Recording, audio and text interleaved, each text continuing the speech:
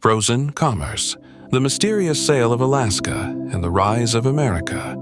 Hello, Notes from History. Listeners, today we're taking you to the lands swept by cold winds and covered in ice, to one of North America's largest and most mysterious states, Alaska. But on this journey, we won't just explore the geography. We'll also uncover one of history's most intriguing and perhaps least known agreements, Russia's sale of Alaska to the United States. Let's delve into the events, characters, and consequences behind this frozen commerce. The heavy burden of the Russian Empire, distant lands, growing problems.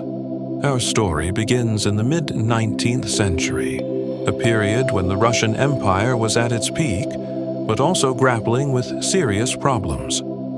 The Russians had reached the Pacific via Siberia and began establishing a presence in Alaskan territory in the early 18th century. The fur trade, particularly the hunting of sea otters, was initially a major source of income. However, this profitable period was short-lived. Overhunting rapidly depleted fur animal populations, and the revenues of the Russian-American Company declined. Alaska's geographical location was a huge headache for Russia.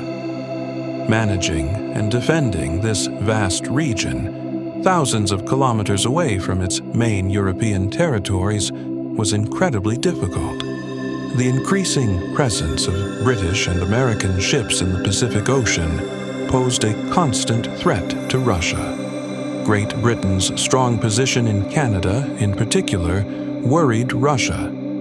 It was believed that in the event of a war, Alaska could easily be captured by the British. The heavy defeat in the Crimean War profoundly shook the Russian Empire's financial situation, making it clear that holding on to a distant and costly piece of land like Alaska was unsustainable. Russia, in fact, wanted to get rid of a territory that was operating at a loss.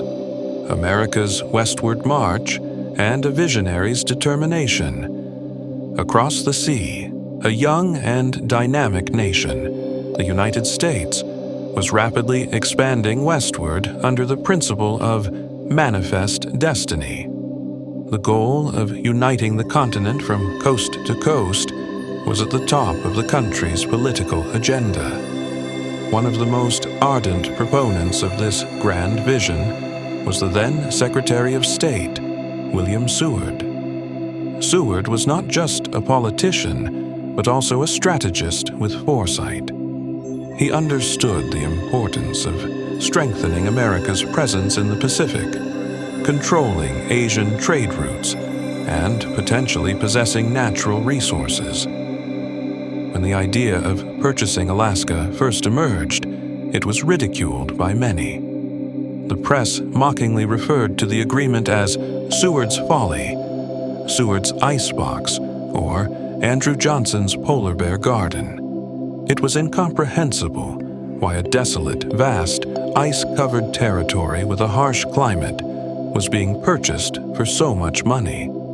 At the time, in the minds of the American public, Alaska was a frozen wasteland inhabited by polar bears, with no value whatsoever.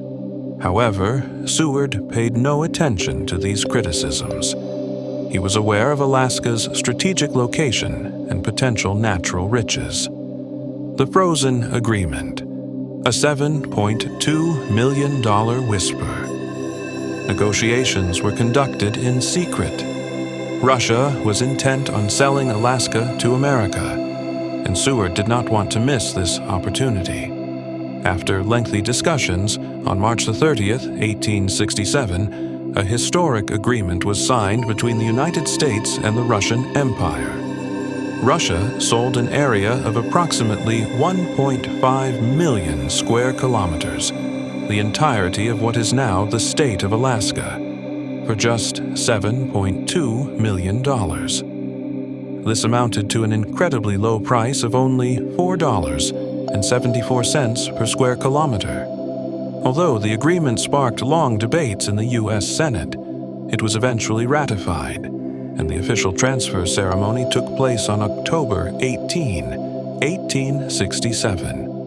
In Sitka, when the Russian flag was lowered and the American flag was raised, it was much more than just a territorial exchange. It was the beginning of a new era. Alaska's legacy, hidden riches, and strategic importance. In the years following the sale, Alaska's true value gradually began to emerge. First, the Klondike Gold Rush, which began in the 1890s, drew thousands of people to Alaska and revealed the region's economic potential.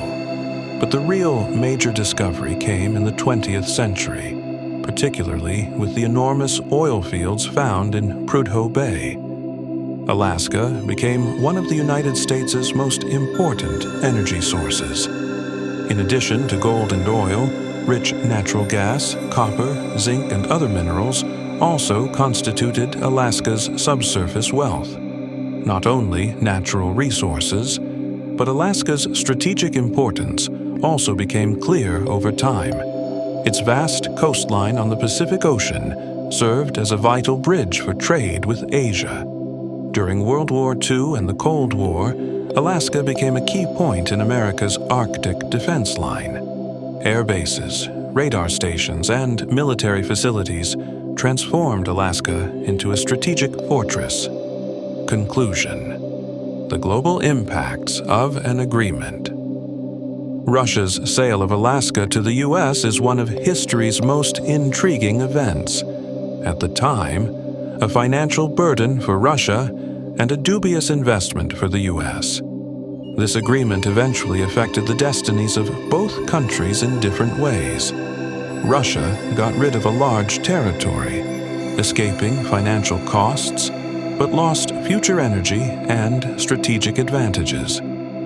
America, with this agreement, which was dubbed Seward's Folly, gained not only a vast piece of land, but also invaluable natural resources and a key position in global geopolitics. Frozen commerce is a striking example of how even a small decision in history can lead to such enormous consequences. Today, Alaska is an integral part of the United States, not only for its natural beauty and wildlife, but also for its strategic importance and economic wealth. Thank you for listening to this interesting story from the depths of history. As you can see, the course of history is sometimes shaped by the most unexpected agreements and the most mysterious decisions. In the next episode of Notes from History, we will shed light on another intriguing event from history. Stay tuned, because history never ends.